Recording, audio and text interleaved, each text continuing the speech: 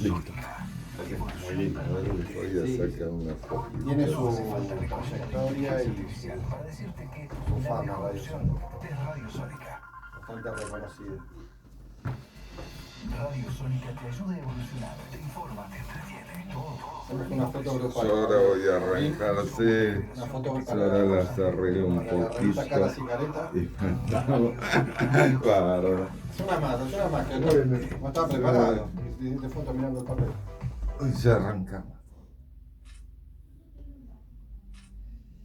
Buenas tardes, bienvenidos a una nueva emisión de Panorama Político Palermo Online. ¿Cómo estás, Pablo? ¿Qué tal, Alejandro? ¿Todo bien? Buenas tardes a todos. Bueno, muchas gracias al equipo de Radio Sónica, a Carlos, el operador técnico, gracias a Pablo Santesteban y Sofía Recián, colaboradoras y colaboradores del equipo nuestro. Y bueno, muchas gracias a los invitados que hoy nos acompañan en esta emisión. Se trata de... Federico Sugasti. Sí, él es el presidente del Instituto de Capacitación de la Legislatura de la Ciudad de Buenos Aires. ¿Cómo estás, Fede? Hola, ¿qué tal? Muy buenas tardes. Bueno, gracias por la invitación. No, Vamos gracias. a charlar hoy. Gracias a vos, gracias a vos. Y también tenemos el auditor de la Ciudad de Buenos Aires. Exactamente, el señor Lisandro Tieskiewicz. ¿Sí? ¿Lo dije bien? Casi. A ver cómo es. Teskiewicz. Ah, muy bien, muy bien. Bueno, Lisandro, aparte es docente, es abogado y cumple un rol que es auditar a la ciudad, al gobierno de la Ciudad de Buenos Aires. Sí, vamos a hacer algunas preguntas así Una punzantes. Una sola aclaración, uno de los auditores, Ahí ¿no? está. Porque la auditoría es un colegiado, somos 7 auditores Bien. que representamos a los distintos bloques. Pero está bueno tener al auditor para hacerle algunas preguntas importantes. Perfecto. Bueno, vamos a arrancar con Lisandro. Como siempre decimos en este programa, es un programa que busca reivindicar a la política, entendiendo a la política como aquella herramienta de transformación social, la institucional, la de los partidos políticos, también, reconociendo y analizando el difícil momento que pasa la clase política y la falta de representatividad en la sociedad. Sin embargo, no nos imaginamos otra manera que no sea a través de mejor y más política. En todo caso, los partidos políticos deberán darse a la tarea de renovarse o de mejorar sus propuestas electorales de cara a la sociedad. Por eso, las primeras preguntas tienen que ver con cómo fue que te iniciaste o en la función pública o en la política partidaria, dependiendo del ámbito en el cual vos incursionaste. Sí, a ver, yo primero empecé en la política. Yo soy un militante. Bien. Y reivindico la militancia. Por esos avatares de la vida, hoy me toca cumplir algunos roles institucionales. Represento a Unión por la Patria en la auditoría de la ciudad, soy apoderado del Partido Justicialista de la Ciudad de Buenos Aires. Tengo algunos roles institucionales, pero que son siempre provisorios, temporales. Es el rol donde uno le tocó. Lo que yo soy hace casi 40 años es un militante político. Digo esto porque, por esto que decías de la crisis y la clase política, yo creo que sería necio negarlo. Creo que atravesamos una crisis de representatividad de la política. Creo que parte de eso tiene que ver en esta idea de pensar una clase política. Yo soy un defensor del concepto de militante como un concepto enfrentado al concepto de político. Cuando a veces uno dice, bueno, son unos amateurs. Bueno, yo soy orgullosamente un amateur de la política. No creo en la profesionalización de la política, más allá que hoy mi trabajo tiene que ver con la política, que mi salario sale de ahí, Sí. Pero yo vivo para la política, no de la política. Creo que eso forma parte de lo que uno defiende, y creo que tiene que ver con esto de la crisis de representación. Yo empecé a militar en el secundario, muy jovencito. Yo entré al secundario en el año 1988. Los que peinan canas como yo se acordarán. Ese año hubo una gran lucha docente, la Marcha Blanca, y una gran huelga docente, con lo cual las clases del secundario empezaron prácticamente en abril, casi mayo, ¿no? Esa era mi primera incursión en la escuela secundaria. ¿En qué colegio? En el Nicolás Avellaneda. Bien. yo iba todos los días, a mí me había tocado el turno tarde, todos los días desde marzo, las primeras semanas de marzo, cuando hubieran empezado las clases, íbamos los estudiantes a la escuela al mediodía, y ahí había una asamblea donde el sindicato docente y el centro de estudiantes nos contaban si empezaban las clases al otro día o no empezaban, si empezaban ese día. Y así yo en esas asambleas empecé a involucrarme con el centro de estudiantes de la Avellaneda. Y ya de ahí nunca más dejé de hacer política. Milité originalmente en el Partido Comunista, después pasé al Frente Grande, después me acerqué al peronismo, pero ya nunca dejé de hacer política. Y lo que creo que está en el centro de estas crisis recurrentes que atraviesa desde la recuperación democrática la representación política, tiene que ver un poco con el abandono de eso, el abandono de la militancia de base y el abandono de entender las estructuras políticas como un canal comunicante entre las necesidades concretas de la sociedad y las políticas públicas que se pueden establecer desde el gobierno.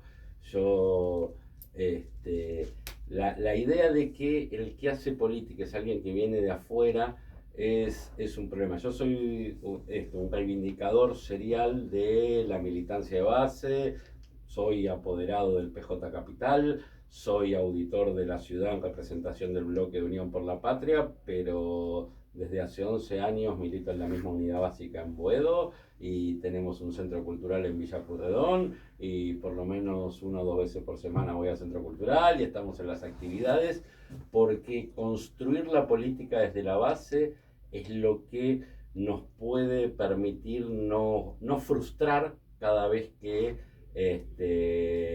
nuestros congéneres, nuestros vecinos, nuestras vecinas, nuestros compañeros ponen sus esperanzas en nosotros y en que vamos a hacer alguna cosa bien. Bien.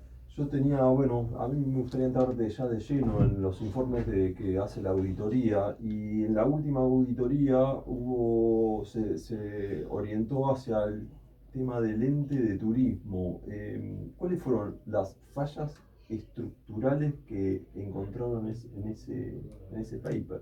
Sí, a ver, yo por ahí les cuento un poco, porque la gente no conoce mucho cómo funciona. La auditoría es un órgano que está en la Constitución.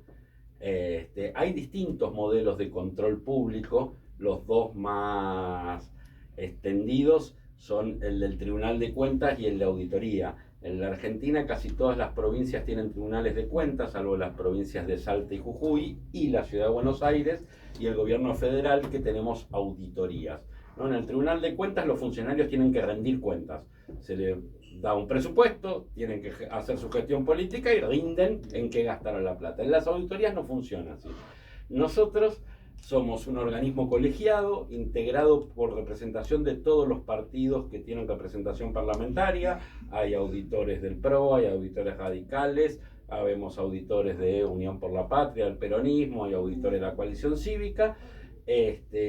Nos eligen en proporción a esa representación y nosotros por muestreo, ¿no? Es decir, de todos los programas, de todas las políticas públicas que hace la ciudad, vamos eligiendo y hacemos más o menos 80 informes por año, 80, 100 informes por año. El año pasado nos fue bastante bien, veníamos bastante bajos, el año pasado llegamos a 118, donde informamos sobre distintos programas de gobierno, cómo se desarrollaron. Y ahí, ¿por qué empiezo desde acá? Porque si vamos a hablar del ente de turismo, la verdad que encontramos varias cosas que nos resultaron llamativas y que hay que para marcar en la gestión, pero sobre todo encontramos cosas que son transversales a la gestión del gobierno, yo diría del PRO, de Juntos por el Cambio, de Cambiemos, desde que inició en el 2007, pero que se ha agudizado mucho en este periodo con Jorge Macri a la cabeza, que son ciertas, no sé cómo llamarlo, irregularidades, desprolijidades administrativas generalizadas, ¿no? Uno desde la oposición tiene la sospecha de que cuando todo se hace desorganizadamente y con problemas administrativos que a veces si uno lo mira, son menores, ¿no? Los expedientes están mal foliados, no está toda la información, no se hacen... Pero cuando todos los expedientes están mal, la sensación es que todo eso se hace para aquellos expedientes que no podían hacer bien no se note, ¿no? Hacemos mal los que podríamos haber hecho bien para que no se note los que no podíamos haber hecho bien. En el caso del ente de turismo, lo más grave que nosotros vemos es que hay una imposibilidad de evaluar la política pública. El ente de turismo en la Ciudad de Buenos Aires, la Ciudad de Buenos Aires es una ciudad naturalmente turística. Nosotros tenemos un turismo receptivo nacional e internacional, que lo vamos a tener, no importa si el gobierno hace política turística o no la hace. Sin embargo, nosotros tenemos un ente de turismo, tenemos una cantidad importante de presupuesto destinada a eso, y ha habido políticas públicas hacia el turismo que han sido muy exitosas, desde aquella Buenos Aires, Reina del Plata, que los que peinamos canas nos acordamos del siglo pasado, en adelante ha habido muchas políticas turísticas. Bueno, hoy el ente de turismo no tiene metas claras, no sabe qué busca promocionar con sus políticas. El 92% de su presupuesto se lo transfiere de manera automática a un convenio que tiene con la Asociación de Agencias de Turismo. Y entonces la mayoría del propio presupuesto del ente de turismo no lo maneja el ente de turismo, sino que lo manejan las propias agencias de turismo a través de estos convenios, ¿no? Y nosotros no podemos evaluar si alguna política del ente de turismo de la ciudad generó más turistas, si generó que esos turistas estén más días en la Ciudad de Buenos Aires, si produjo más cambios. No hay una política no está claro cuál es el perfil turístico que queremos en la ciudad. No se sabe si queremos un turismo de eventos, un turismo de negocios, un turismo profesional, si queremos un turismo de esparcimiento y conocimiento de gente que venga a hacer sus vacaciones y demás. No hay una política destinada a que el turismo gaste en la Ciudad de Buenos Aires, en que vaya al negocio de cercanía. Había en alguna época montado una red de lugares de tango, ¿no? Nosotros en la Ciudad de Buenos Aires, por ejemplo, tiene más teatros que la Ciudad de Nueva York, ¿no? La cultura es un eje del turismo en la ciudad. Bueno, en algún momento había un circuito del tango y las milongas, los boliches de tango, etcétera, etcétera, están distribuidos en toda la ciudad. Y había un circuito que llevaba el turismo a esos lugares. Bueno, ese circuito se desarmó, no está más. Post pandemia no se volvió a reconstruir la idea de una política pública destinada a promocionar que el que viene a conocer el tango en la Ciudad de Buenos Aires recorra toda la ciudad y gaste en toda la ciudad o se aloje en toda la ciudad. No hay. Nosotros tenemos un registro de inmuebles para alquiler temporal de turismo. Cuando uno va a ver ese registro, hay menos de 1000 inmuebles registrados. Ustedes me dicen que y hay una normativa, ¿no? La Ciudad de Buenos Aires tiene una normativa especial de cómo debe facturarse. ¿Y el órgano de Contralor es el ente de turismo? Es el ente de turismo, ¿no? Bueno, ustedes me dicen de verdad que por Airbnb, otras plataformas y más, solo hay menos de 1000 inmuebles que se alquilan de manera temporal en la Ciudad de Buenos Aires para turismo, sea para recibir a las personas que vienen a atenderse a alguna dolencia en un hospital y los familiares tienen que tener donde... La verdad es que todos sabemos que hay mucho más que eso. Suena poco. Bueno, todas esas cosas no funcionan y básicamente el ente de turismo lo que no tiene son metas claras en ninguna de sus programas que nos permitan saber si la política que están desarrollando tiene un efecto positivo o no. Bueno, en el caso de las milongas, como yo también bailo tango, he visto en tiempos anteriores las milongas llenas de norteamericanos, japoneses, australianos, españoles, que compran los tickets para la entrada, consumen en el bar, consumen ropa, zapatos, libros, clases de tango. Las milongas hoy están solo con argentinos. Es muy raro ver hoy turistas en las milongas. Muy raro en la Viruta y en las... Puedo nombrar, por ejemplo, hoy yo voy a ir a bailar a Muy Martes. Y no hay turistas. Así que la política de turismo está bastante... Es interesante conocer la función de la auditoría, en este caso tu función como auditor. Nosotros, y de eso debo reconocer, es una política que venimos implementando en la auditoría en los últimos años, con acompañamiento incluso del propio oficialismo dentro de la auditoría. Nosotros estamos tratando de que la auditoría abandone un poco el lugar histórico que tuvo de solo revisar cuentas y fijarnos si en un remito le faltó un sello, si hay un expediente que está mal foliado, y empezar a analizar el impacto real de las políticas públicas en la ciudad, para que nuestros informes le sirvan tanto a la legislatura, que es nuestro mandante, ¿no? Nosotros hacemos un plan anual, decimos vamos a auditar esto, la legislatura nos lo aprueba, y nosotros después hacemos los informes y se los mandamos a la legislatura para que ellos decidan sobre el presupuesto, evalúen, pero también al Ejecutivo para que nuestros informes sirvan para hacer políticas públicas mejores en la ciudad. Entonces, saber que te faltaron 4 remitos no te ayuda a hacer una política pública mejor, te ayuda sí quizás a corregir un funcionario que trabaja mal, pero no más que eso. Ahora, si nosotros podemos ver cuáles son las metas con las que medimos, por ejemplo, el turismo en la ciudad, entonces podemos empezar a ver qué políticas públicas se necesitan para que la recepción del turismo en la ciudad sea mejor para todas las vecinas y los vecinos. ¿Vamos con Federico? Dale, empecemos. Bueno, Federico, lo mismo, contanos cómo fue que te iniciaste en la política partidaria o en la función pública, tu formación. Sí. Bueno, antes de comenzar el programa, charlábamos con Lisandro, en alguna época la militancia nos cruzó en algunos lugares comunes.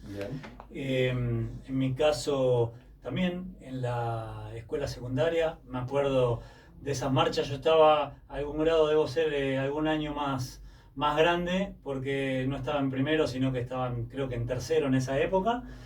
Y bueno, en una época de mucha efervescencia en los centros de estudiantes. A partir de ahí pasé a una militancia no tan política, más bien social. Con un grupo de amigos fundamos un comedor en el barrio Mitre, en el barrio de Saavedra, donde bueno, en la época también del 2000, 2001, 2002, significó mucho trabajo. Era una época donde este tipo de organizaciones salieron a bancar no solo el alimento, sino también la contención de las personas, por ejemplo, por decir, no sé, una actividad, apoyo escolar para los chicos, sí. Bueno, todo lo que sabemos que se hace a través de la militancia social en un sinnúmero de organizaciones que trabajaron y siguen trabajando en nuestro país, lo cual es parte, no necesariamente habla. A veces, yo me acuerdo en esa época se discutía, bueno, están haciendo las organizaciones lo que el Estado no hace. Bueno, puede ser en alguna época, pero no quiere decir que el Estado lo tiene que hacer y no tienen que existir las organizaciones. Yo creo mucho en esto de la cogestión, ¿no? De la gestión asociada de los problemas sociales entre el sector público y el tercer sector, y por qué no también el sector privado, que tiene que tener áreas de responsabilidad social, de responsabilidad ambiental, y cada vez más lo tienen muchísimas empresas. Bueno, en ese derrotero fui pasando por distintos lugares. En mi caso nunca me consideré llamémosle unista, de alguien, no era o peronista o alfonsinista, yo fui siempre más un pensador más crítico aún de los lugares donde estuve. Y bueno, después me terminé también coincidiendo con lo que decía Lisandro, de lo que es una cosa es la militancia y lo que uno hace, la vocación y la vocación de ayudar, y otra cosa los roles que a uno a veces le toca cumplir. Si bien trabajé mucho en el sector privado, también me tocó trabajar en el público y ocupé distintos lugares en distintos momentos. Hoy estoy a cargo del Instituto de Capacitación de la Legislatura, que si la auditoría es un órgano colegiado, bueno, la legislatura es el sumum de lo colegiado, ¿no? Es sí. Donde están representadas todas las voces, todas las miradas, o prácticamente todas, ¿no? Las que tienen algo más del 1,algo% de la sociedad ya están representadas. 3% tenés un legislador. Tenés un legislador, bueno. Así que, nada, nosotros que damos servicio en principio a todo ese crisol de miradas políticas, lo hacemos desde un lugar que, si bien somos parte, o sea, ustedes saben, si bien el vicejefe de la ciudad, o en este caso la vicejefa, la presidenta de la legislatura, los legisladores votan entre ellos o sea, entre pares, un vicepresidente primero, que es quien se encarga de la administración efectiva de la casa. Sí. En este caso, el actual es el diputado Matías López, que pertenece al oficialismo, y él designa, también en acuerdo con las distintas fuerzas políticas, a distintos funcionarios que se hacen cargo de las distintas áreas de la legislatura para dar servicio a la casa en lo que son cuestiones logísticas o bueno, en mi caso, de capacitar al personal en un montón de saberes que siempre desde la lógica que los servidores públicos, mientras más capacitados, mejor van a poder realizar su trabajo y mejor van a poder servir a la sociedad. Y desde el 2014, la legislatura decidió que ya no tener una Dirección General de Capacitación o una Subsecretaría de Capacitación como lo tenía hasta ese momento, sino de directamente tener un instituto de capacitación, hoy se llama Instituto Legislativo de Capacitación Permanente, que no solo da servicios a los empleados de la casa, sino que es una herramienta de vinculación de la legislatura con la sociedad. Por eso nosotros tenemos la gran mayoría de nuestros cursos son abiertos a toda la ciudadanía, no solo de la ciudad. Con esto a partir de la pandemia, que nos volvimos un instituto también con propuestas virtuales, hemos tenido alumnos de distintas legislaturas de la Argentina, locales y provinciales. Hemos tenido alumnos que son vecinos de la ciudad o de cualquier parte de la Argentina. Hemos tenido alumnos de los ejecutivos también.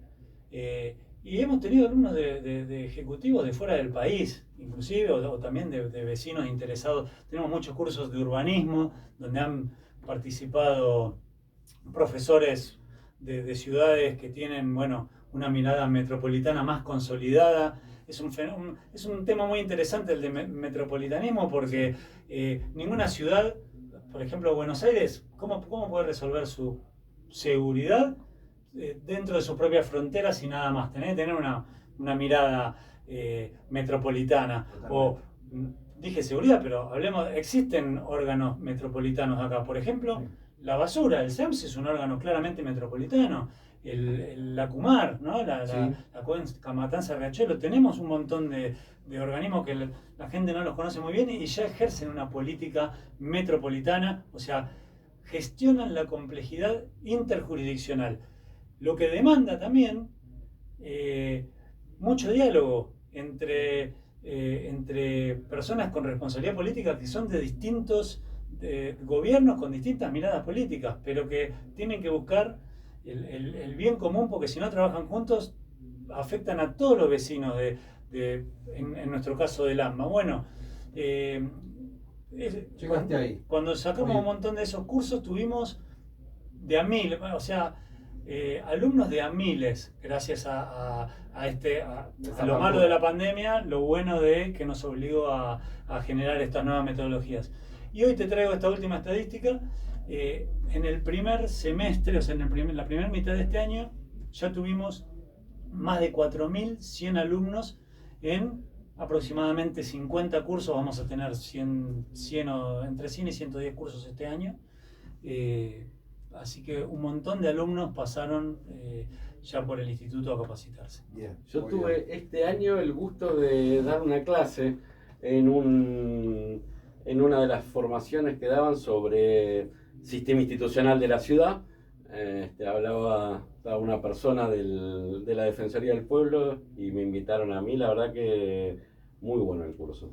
Sí, déjame decir esto Sí, también, ¿cómo no? ese es un curso que, por ejemplo, repito, desde el pluralismo total que ejerce el instituto, es un curso que se hizo con docentes relacionados al despacho del diputado Matías Barretaveña, con el cual trabajamos muy bien. También hay otros cursos relacionados con docentes que vienen del PRO, de la Libertad Avanza, de todos los partidos políticos, dando distintas disciplinas y todos sumando, digamos, a capacitar más.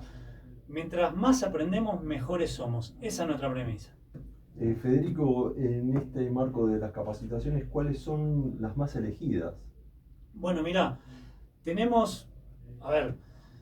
nosotros damos capacitaciones que tienen que ver mucho con quehacer legislativo, por ejemplo, procedimiento parlamentario, técnica legislativa, presupuesto, presupuesto con mirada de género también, políticas públicas informadas en evidencia, que es toda una nueva tendencia a basar las decisiones en datos concretos, ¿no?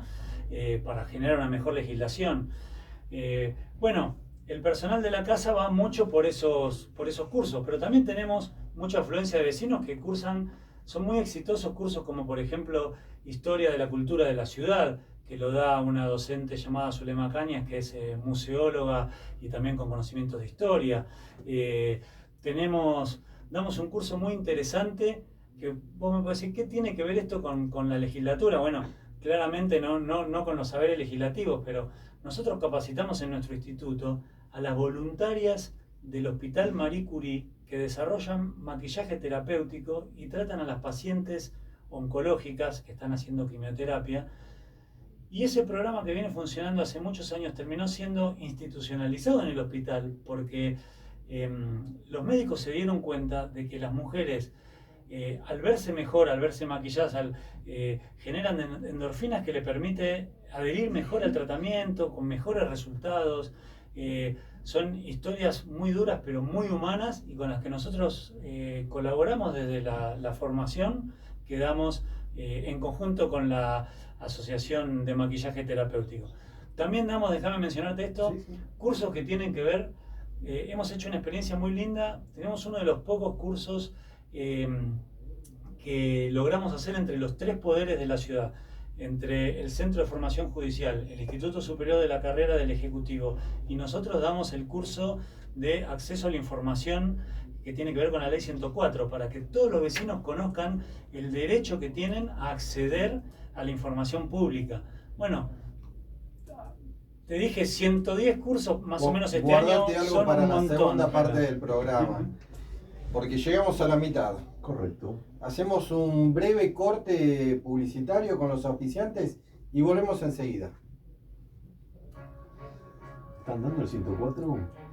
El 104 funciona muy bien. De hecho, el 104 es uno de los recursos que, por ejemplo, comuneros y legisladores más utilizan porque les es más fácil obtener la información a través de un 104 que por un pedido de informe de los que tienen potestad de ellos. Ahora va otra pregunta. ¿Se puede investigar delitos en una comisaría, por ejemplo, robos de una fecha a otra fecha, pidiendo una información? Espera un poquito. Bueno, ahí volvemos. Ahí va la pregunta, ya va. Pero bueno, agradecemos a los auspiciantes, Sí, por a supuesto. quienes nos ayudan, nos acompañan en este programa. Agradecemos a Midas Peluquería, ese salón de belleza espectacular en el barrio de Palermo, en Scalabrini Ortiz 3174. Los mejores profesionales, los mejores productos, los encontrás ahí. Agradecemos también a Imanes Magneto, todo tipo de imanes comerciales. Los encontrás en www.imanesmagneto.com.ar. Correcto. Y agradecemos al doctor Mariano Recián y su administración de consorcios, que en todo barrio hay problemas en el consorcio, ¿no? Un montón de problemas con el vecino, problemas de goteras, filtraciones. Y las caños expensas rotos, son caras. muy caras en la ciudad. de Entonces, ¿qué Buenos Aires. hacemos? Hay que llamar al doctor Mariano Recián. Exactamente, lo encuentran en Instagram. Es la administración de consorcios de Mariano Recián, administración de consorcios Recián. Bueno, la Recián- verdad, en este primer tramo del programa quedó claro las funciones, un poco la historia de cada uno de los invitados. Han coincidido también en la conveniencia de, en el caso de Lisandro, que las auditorías empiezan a trabajar sobre algún tipo de estadística que permita evaluar a la política pública y desde la auditoría ofrecer algún tipo de mejora, alguna mirada, pero que vaya en ese sentido. Lo mismo con la legislatura, hablaste de cursos o de acciones que tengan que ver también con analizar las leyes, cómo han repercutido, cuáles son sus consecuencias, también desde un punto de vista más cuantitativo y cualitativo, cosa que el día de mañana, cuando aparezca algún proyecto de ley sobre alguna temática, haya donde recurrir y decir, bueno, a ver, esta ley funcionó, no funcionó. Tenías una pregunta Sí, para hacer. en el marco que estaba hablando Federico sobre los informes 104, me gustaría preguntarle a ambos cómo es que hay que hacerlo. Por ejemplo, si un vecino quiere pedir un informe sobre la comuna, sobre alguna función de algún funcionario, alguna repartición pública del gobierno de la ciudad, ¿cómo es? Y la pregunta puntual es, ¿se puede investigar a una comisaría sobre determinados hechos en tiempo? Por ejemplo, los robos que ocurrieron en marzo del 2025. Bueno, esa información te diría en relación a las comisarías, es información que en todo caso pediría al Ministerio de Seguridad, o sea, no a una comisaría directamente. Déjame decirte que, bueno, en el caso de la legislatura, que es lo que yo puedo hablar sobre datos bien concretos, a través de su sitio web, que es legislatura.gov.ar, hay accesos, digamos, que están pensados para ser de fácil utilización para el ciudadano interesado, para poder realizar pedidos que no requieren ninguna formalidad, no necesitan ningún conocimiento, no necesitan ningún abogado, y que la ciudad de Buenos Aires, la legislatura de la ciudad de Buenos Aires siempre contesta. Tiene plazos, tiene que contestarlos. Existe un órgano además garante del acceso a la información, donde si no lo contestan hay una segunda instancia a la que se puede acudir para obligar a los funcionarios a que contesten con esos datos. Y sí termino diciendo que la ciudad de Buenos Aires es, por supuesto, en comparación con otras ciudades de la Argentina, una de las más modernas, de las más avanzadas, de las que más datos tienen. Aún así, y dicho esto, falta muchísimo en materia de datos.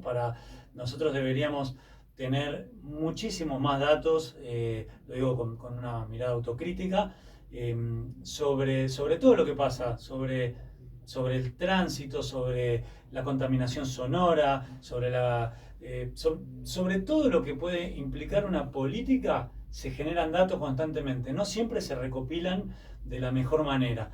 Tenemos mucho para andar en ese sentido. Sí, en ese sentido, digo, como bien dice Federico, a ver, el 104 es una herramienta muy potente.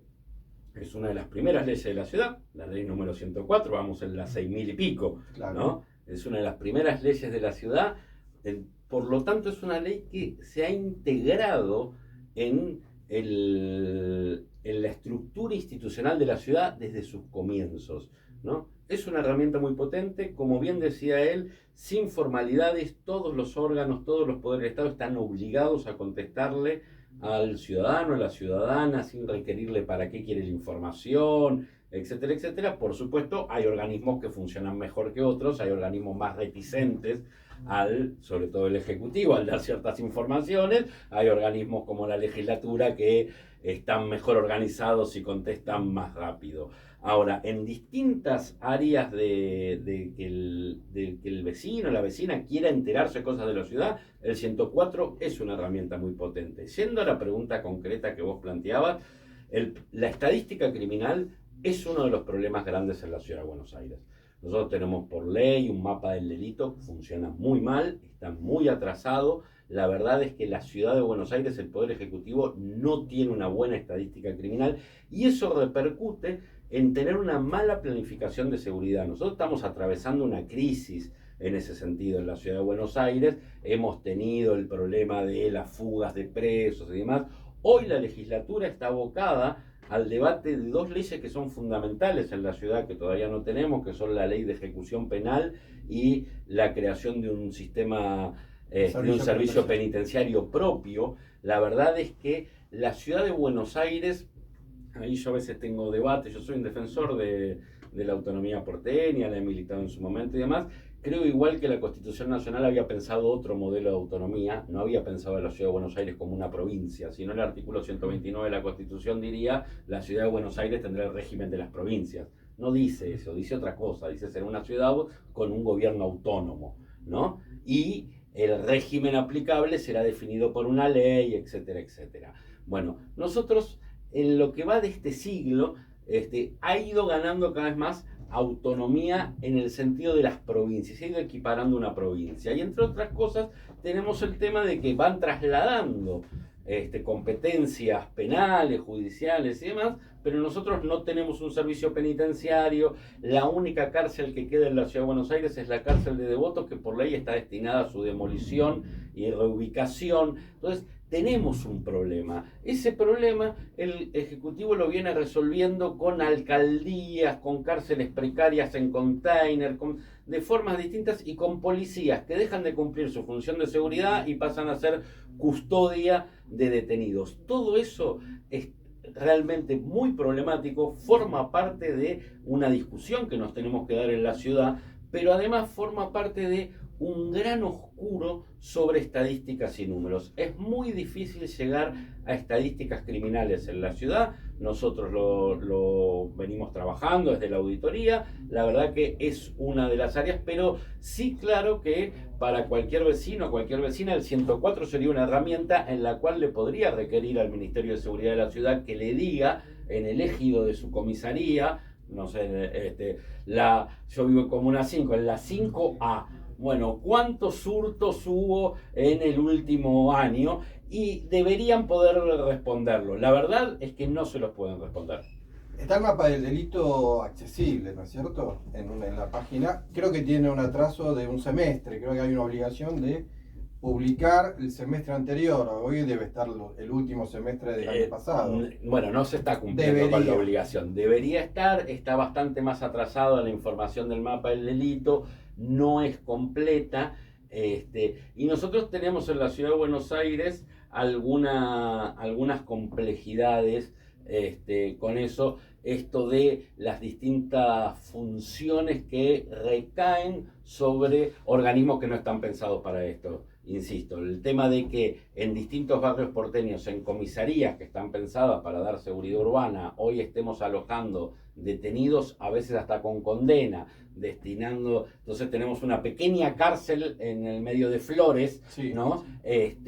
La verdad es que todo eso complejiza mucho estas cuestiones, incluso en lo que hace a su estadística. Creo que hay contribuir con algo, creo que hay un acuerdo entre las distintas, no creo que haya una fuerza política que diga no, tiene que haber presos alojados en las comisarías. Creo que hay un acuerdo sobre que no puede pasar, y sin entrar en un debate que tomaría otro tiempo, ¿no? Sobre la naturaleza de la autonomía de la ciudad. Lo cierto es que esto es súper complejo, viene de la época de la federalización de la ciudad de Buenos Aires. O sea, estamos hablando ¿no? Desde los tiros entre Roca y Tejedor. O sea, esto viene de muy lejos, se fue dando de cierta manera, también tiene que ver con lo que fueron los procesos demográficos de la Argentina, ¿no? Donde vos tenés la ciudad de Buenos Aires en 202 kilómetros cuadrados, tenés más habitantes que muchas provincias. Sí. Entonces, bueno, durante mucho tiempo sin derecho a votar a sus autoridades. Ahí es donde seguro coincidimos con Lisandro que la autonomía tenía que ser, bueno, hasta dónde, cómo, de qué manera. Y vuelvo a lo que decía antes. Cuando vos tenés aglomerados urbanos como el del AMBA, ¿no? Como el del área metropolitana de Buenos Aires, más allá de qué tan autónoma sea la ciudad o no, si no hay una mirada interjurisdiccional de fenómenos como la seguridad, como el transporte, como la política de residuos urbanos, es imposible solucionar nada. Y en ese sentido, sí, insisto, el debate que está encarando ahora la legislatura sobre ley de ejecución penal y sistema penitenciario de la ciudad es un debate fundamental. Es necesario. Creo que la legislatura lo está encarando de una manera bastante seria. Comenzó con rondas de expertos y expertas discutiendo sobre el tema. Están participando todos los bloques, se está escuchando todas las voces. Tiene que ser uno de esos acuerdos básicos. Sería buenísimo. No, quería agregar el tema del transporte del AMBA, ¿no? Porque soluciones puntuales no terminan solucionando el problema. Por ejemplo, la Ciudad de Buenos Aires entre 2010 y 2022, el último censo, creció un 8%. Pero la zona norte del conurbano creció un 14% en promedio, y Pilar, por ejemplo, creció un 20%. Hoy viajar de Pilar a la Ciudad de Buenos Aires a trabajar es prácticamente imposible. Y si no hay una política de transporte público, porque digo, el auto ya no hay lugar, más allá que la han ensanchado a la Panamericana, no hay lugar, si no hay un desarrollo ferroviario u otro tipo de traslados públicos, evidentemente no va a haber solución. Y si no hay ese abordaje entre las distintas jurisdicciones, no vamos a llegar a una solución. Un ejemplo quería... Algún urbanista dijo una vez, intentar solucionar el problema del tránsito agregando más carriles a la autopista es como intentar solucionar un problema de exceso de peso agrandando los Ensanchando el cinturones. cinturón. O sea, es transporte público la respuesta. Igual yo le agrego un agujerito al cinturón cada año. Creo que el transporte público creo que los problemas del área metropolitana los tenemos que empezar a tomar en serio. Yo a esos datos que vos decís le agrego algunos. La ciudad de Buenos Aires es una ciudad donde los hijos no pueden vivir en el barrio de sus padres, ¿no? Y esto también tiene que ver con cómo van creciendo los partidos del conurbano bonaerense alrededor de la ciudad mientras la ciudad no crece.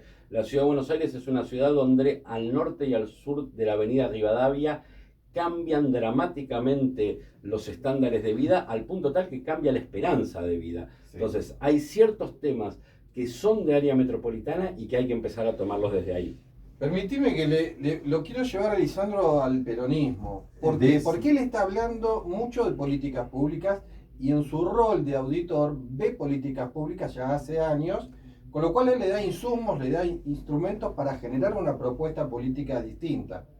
Bueno, en ese marco me gustaría saber, ahora vienen las próximas elecciones en octubre, ¿cuál es el análisis que hicieron ambos sobre las últimas elecciones y cómo ven la gestión del jefe de gobierno y qué planteo le van a proponer a los porteños desde el peronismo? Bien, a ver, en primer lugar, vos preguntabas qué balance hacemos de las últimas elecciones. La ciudad de Buenos Aires, cuando comenzó a tener sus elecciones, tenía una práctica de mantener las elecciones de la ciudad separadas de las nacionales para que pudiéramos discutir la ciudad. Sí. Hace casi 10 años, hace 10 años, en el año 2015, cuando el entonces jefe de gobierno Mauricio Macri pretendía ser presidente, decidió juntarlas porque a su partido electoralmente le convenían, y así lo mantuvo hasta este año. Este año el jefe de gobierno, tengo para mí, lo puedo decir como opositor también porque creía que a su partido le convenía, decidió separarlas, pero nosotros tomamos el convite de hacer una elección para discutir ciudad. La verdad que fuimos la única fuerza política que salió a discutir un programa de ciudad. Creamos, de hecho, elegimos llamarnos de otra manera, llamamos esa hora Buenos Aires para ir a discutir el programa de ciudad y salimos a discutirlo. En ese sentido, nosotros hacemos un buen balance de la elección de mayo. Nosotros creemos que pudimos poner en agenda determinados temas como la crisis de salud mental que está atravesando la ciudad, como los temas de seguridad que hacen a la ciudad, como los temas de urbanismo. Se hablaba del SEAMS, del problema de la basura. La verdad es que la basura en la ciudad de Buenos Aires es un problema muy grande. Para que solo tengan en la cabeza un dato, ¿no? Nosotros pensamos en la basura entre lo húmedo, aquello que tiene que ir al SEAMS, al relleno sanitario, y lo reciclable, ¿no? Sí. Si nosotros dividimos la ciudad de Buenos Aires en cuanto a producción de basura, el 60% es basura húmeda, no reciclable, y un 40% de la basura podría ser reciclable. Sin embargo, del presupuesto, que es el más grande de la ciudad, ¿no? Del presupuesto destinado al procesamiento de residuos sólidos urbanos, el 94% se dedica a las empresas recolectoras de basura y solo el 6% se dedica a los recicladores urbanos y al reciclaje, ¿no? Todas estas cosas nosotros pudimos ponerlas en agenda y pudimos debatirlas durante la campaña, y creemos que hicimos una buena elección. Santoro fue un gran candidato, hicimos una muy buena elección. La elección de octubre es otra cosa. En la elección de octubre tenemos que discutir otra cosa. Gran parte de las fuerzas políticas en la elección de mayo se equivocaron y vinieron a discutir a la ciudad-nación. Yo creo que eso fue lo que terminó en la interna de la derecha entre Adorno y los Penato, a ver quién bajaba. Ahora sí tenemos que empezar a discutir, de cara a octubre, vamos a tener que empezar a discutir en la ciudad qué es lo que queremos las vecinas y los vecinos de la ciudad sobre un gobierno nacional. Y en ese sentido nosotros adelantamos en mayo lo que pensábamos. Nosotros decíamos, hay que terminar con el abandono de la ciudad, que es el gobierno de Jorge Macri, pero también hay que terminar con la crueldad del gobierno de Milei, que con el discurso de que viene a erradicar la corrupción y a la casta, en realidad lo que viene a erradicar es al Estado. Y en las políticas públicas son el Estado. Lo que los vecinos, las vecinas, lo que los ciudadanos tienen como políticas públicas para desarrollar su proyecto de vida es lo que da el Estado, y es la herramienta que hemos construido a lo largo de siglos los seres humanos para poder desarrollarnos en un mundo un poquito mejor. Esa es la discusión que nosotros vamos a ir a dar en octubre, terminar con estas políticas de ajuste salvaje y de crueldad y empezar a pensar un Estado en escala humana. En este sentido, la mitad de los vecinos no fueron a votar. Entonces, ¿cómo analizamos esta ausencia? Sí y no. A ver, yo jugué mucho con los números, y la verdad es que si nosotros miramos, históricamente el presentismo es un 75-80%. Si nosotros miramos los que fueron a votar en el 2023 y no fueron a votar en la ciudad en el 2025, no es que la mitad que votó en el 2023 no fue a votar, es un 10%. Perdimos un 10%. Es cierto que las personas en padrón votó prácticamente la mitad, y creo que tienen que ver con que en la ciudad de Buenos Aires, y quizás en la Argentina, pero seguro en la ciudad de Buenos Aires, nosotros venimos de un proceso donde la gente siente que su voto no está generando transformaciones. La gente vota para vivir mejor, y los gobiernos que tenemos, hace casi 20 años gobierna la misma fuerza política en la ciudad de Buenos Aires y a nivel nacional, con la frustración que significó, y yo como peronista me hago cargo, nosotros el gobierno de Alberto Fernández no pudimos desarrollar el proyecto que queríamos, y la verdad es que es un gobierno fallido. Logró contener algunas cuestiones, atravesamos una pandemia, atravesamos una sequía, atravesamos un montón de problemas sin pérdida de empleo, con contención social, etcétera, etcétera. Yo creo que cualquier otra fuerza política hubiera sido peor, pero no pudimos hacer un buen gobierno y defraudamos a la gente. Entonces yo creo que lo que se sintió masivamente fue en gran medida eso. El voto no genera el gobierno que yo quiero, entonces no vale la pena. Pero además eso subido con que el gobierno de la ciudad no hizo campaña. Hubo muchas personas, no hizo campaña sobre el desdoblamiento electoral, no se le explicó a la gente lo que se votaba, no había publicidad radial o televisiva, porque la publicidad radial o televisiva gratuita la da el Estado Nacional, ¿no? Va a estar ahora en octubre. Y entonces va a estar en octubre, pero en la ciudad, como la ciudad no tiene autoridad sobre los canales de televisión o la radio, no tenía publicidad gratuita para ofrecer, no hubo plata para publicidad en radio. Entonces, mucha gente ni siquiera se enteró que se votaba. Y eso es porque hay una lógica de vaciar la cosa pública, vaciar la participación, pasar a sistemas de participación virtual, votos electrónicos, esto, lo otro, y que haya menos gente interesada en lo público. Nosotros desde el peronismo y yo como militante siempre vamos a defender cuanto más participación mejor. Tenemos la esperanza de que hacia octubre volvamos a los niveles de participación electoral históricos de la Argentina, y tenemos la esperanza de la ciudad de Buenos Aires, que siempre ha sido la que mayor participación de la Argentina tiene, y tenemos la esperanza de que podamos discutir de en serio cuál es el modelo de país que queremos. Estamos marchando un modelo que va a la quiebra económica, y en ese proceso está arrasando un montón de derechos políticos y civiles. Nosotros queremos defender esos derechos y queremos garantizar una economía que sea sustentable. Sí, ¿sabés que quiero aprovechar y llevar el tema del ausentismo y también el de la comunicación política? Me parece que va de la mano un poco el cambio que hay en materia de hacer política, en materia de comunicar, con la llegada de las redes sociales y con otros instrumentos. Federico, vos trabajás ese tema.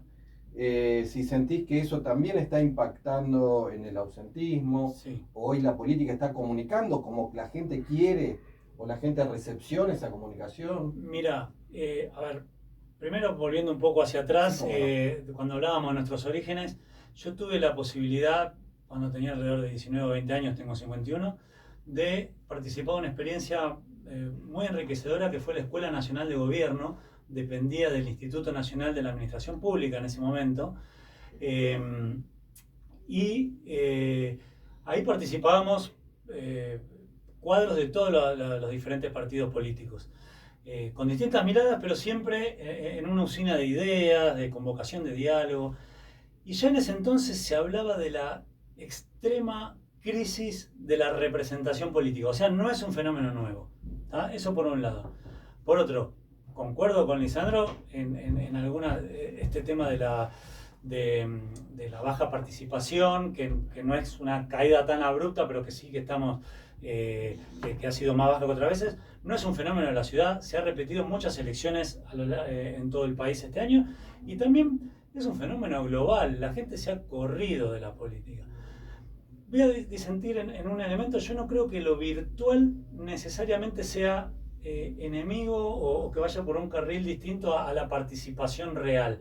Creo que al revés, bien utilizado lo virtual permite acercar, esto como con un celular, si nosotros estamos al lado y nos estamos mandando mensajes por el celular nos está alejando en realidad. Pero si vos estás en Jujuy y yo estoy acá, esto nos está acercando completamente y nos permite una interacción que antes era impensada. Lo que tenemos que hacer desde la política es, digamos, entender estas nuevas dinámicas sociales, entender la tecnología, entender un impacto que hasta ahora, la inteligencia artificial.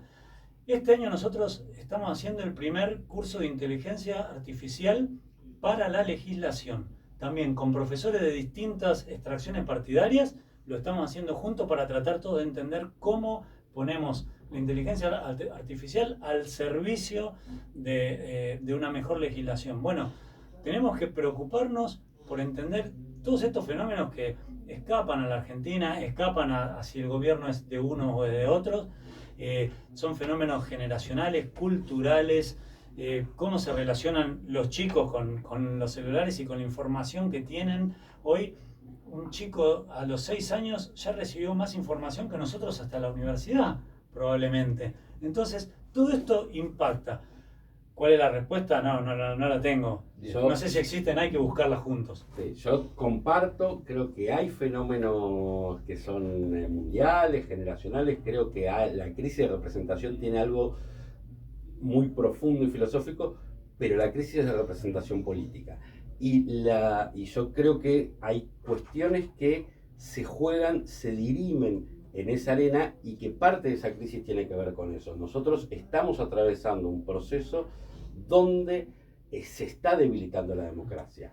La verdad es que hoy, que la principal referente de la oposición en la Argentina, la referente del partido político más grande de la Argentina, 2 veces presidenta, 1 vez vicepresidenta, Cristina Fernández de Kirchner, haya sido proscripta a 4 días de lanzar su candidatura en la provincia de Buenos Aires, te genera naturalmente que un sector muy grande de la población siente que no hay representación posible para sus anhelos, para lo que digo, porque a quien me representaba a mí no se va a poder presentar, y en una condena medida en tiempos políticos que sale 3 días después de que ella dice sí voy a ser candidata. Entonces, la verdad es que desde la recuperación democrática para acá, hoy las instituciones y la política están teniendo ciertas regresiones que son peligrosas y que naturalmente hacen que la gente deje de confiar en un sistema. Se nos empieza a ir el programa. Exacto. Pablo, ¿te quedó alguna pregunta? Varias. No, me gustaría saber qué porcentaje tienen pensados sacar en octubre.